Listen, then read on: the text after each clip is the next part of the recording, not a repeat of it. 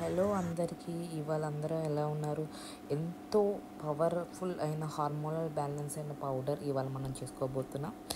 ఇవాళ నేను 200 గ్రామ్స్ ఉన్న ఫ్లాక్స్ సీడ్స్ తీసుకొని దాన్ని బాగా డ్రై రోస్ట్ చేశాను.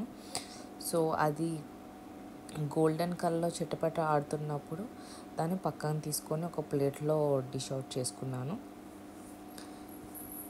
అదే ప్యాన్లో నేను నెక్స్ట్ సెసమీ సీడ్స్ ఒక 100 గ్రామ్స్ తీసుకొని అది కూడా నేను డ్రై రోస్ట్ చేసుకొని ఒకసారి బ్రౌన్ కలర్లో వచ్చినప్పుడు దాన్ని కూడా పక్కన పెట్టుకున్నాను.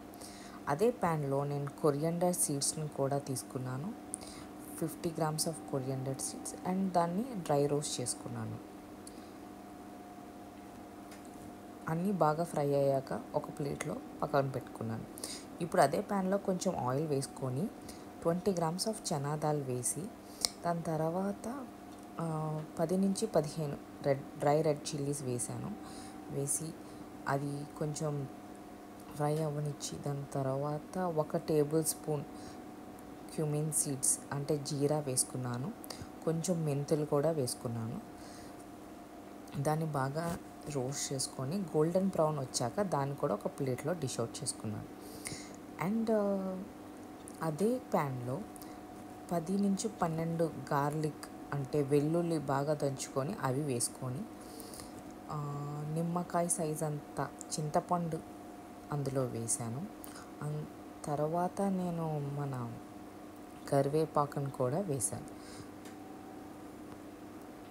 అంతా బాగా ఫ్రై అయ్యాక దీన్ని మనము బాగా కూల్ డౌన్ అవనివ్వాలి.